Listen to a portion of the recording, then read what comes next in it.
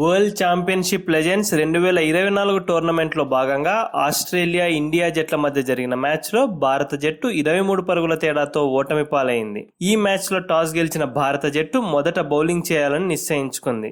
బ్యాటింగ్కు దిగిన ఆస్ట్రేలియాకు ఆరంభంలోనే ఎదురుదెబ్బ తగిలింది. ఓపెనర్ ఆరోన్ ఫించ్ కేవలం 7 పరుగులు మాత్రమే చేసి అవుట్ అవ్వగా, one down batsmen Ben Dunk 17 పరుగులకు అవుట్ అయ్యాడు. వీరిద్దరూ తక్కువ స్కోర్కు అవుట్ అయినా మరో ఓపెనర్ షాన్ మార్ష్ మాత్రం 27 బంతుల్లో 41 పరుగులు చేసి అదరగొట్టాడు. మిగతా బ్యాట్స్మెన్లలో ఫెర్గూసన్ 26 పరుగులు చేసి పర్వాలేదనిపించగా, చివరిలో వచ్చిన క్రిస్టియన్ 33 బంతుల్లో 209 స్ట్రైక్ రేట్తో 7 సిక్సర్లు 3 బౌండరీల సాయంతో 69 పరుగులు చేసి పెను విధ్వంసం సృష్టించాడు. అతని దెబ్బకు ఆసీస్ స్కోర్ బోర్డు పరుగులు పెట్టింది. అతనికి తోడుగా బెన్ కటింగ్ 13 బంతుల్లో 24 పరుగులు చేయడంతో ఆస్ట్రేలియా జట్టు డెత్ ఓవర్లలో భారీగా పరుగులు రాబట్టింది. ఈ ఇద్దరు ఈ రేంజ్లో హిట్టింగ్ చేయడంతో ఆస్ట్రేలియా జట్టు 20 ఓవర్లకు గాను 5 వికెట్లు నష్టపోయి 199 పరుగులు చేయగలిగింది. 200 పరుగుల విజయ లక్ష్యంతో బరిలోకి దిగిన భారత జట్టు ఏ దశలోనూ కూడా లక్ష్యాన్ని ఛేదించే విధంగా కనపడలేదు. ఓపెనర్ రాబిన్ ఉతప్ప 12 పరుగులకు, మరో ఓపెనర్ ఇర్ఫాన్ పఠాన్ 9 పరుగులకు పెవిలియన్ చేరారు.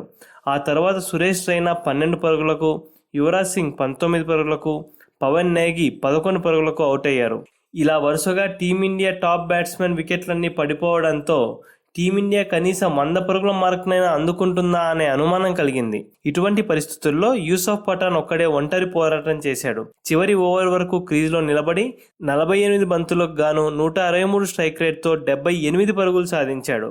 అతడికి తోడుగా అంబటి రాయుడు 17 బంతుల్లో 26 పరుగులు చేసి పర్వాలేదనిపించాడు. ఒకానొక సమయంలో ఇండియా గెలుస్తుందేమో అని అనిపించినా 19వ ఓవర్ను బ్రెట్లీ అద్భుతంగా బౌలింగ్ చేయడంతో టీమిండియా ఓటమి తప్పలేదు.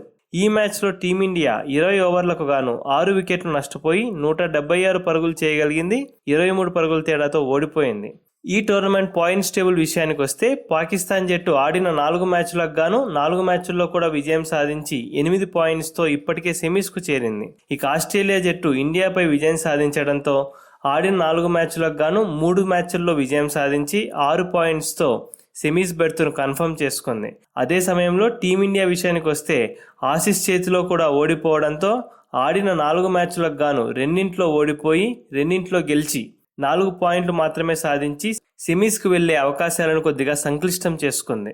ఈ పరిస్థితుల్లో ఇండియా కనుక ఖచ్చితంగా సెమీస్కు అడుగు పెట్టాలి అంటే 2 దారులున్నాయి. దక్షిణాఫ్రికాతో జరగబోయే మ్యాచ్లో ఇండియా కనుక గెలిస్తే మిగతా జట్ల ఫలితాలతో సంబంధం లేకుండా టీమిండియా సెమీస్కు చేరుతుంది. అలా కాకుండా ఒకవేళ టీమిండియా కనుక దక్షిణాఫ్రికాతో జరగబోయే మ్యాచ్లో ఓడిపోతే అప్పుడు ఇంగ్లాండ్ తప్పకుండా వెస్టిండీస్తో జరిగే మ్యాచ్లో ఓడిపోవాలి, లేదా వెస్టిండీస్ జట్టు తాను ఆడబోయే 2 మ్యాచ్ల్లో కనీసం 1 మ్యాచ్లో ఓడిపోవాలి. అలా జరిగితే టీమిండియా సెమీస్కు చేరుతుంది. ప్రస్తుతం ఉన్న పరిస్థితుల్లో 2 సెమీ స్థానాల కోసం 3 జట్లు పోటీ పెడుతున్నాయి. మరి ఆ 2 స్థానాలు ఏ జట్లకు దక్కుతాయో వేచి చూడాలి.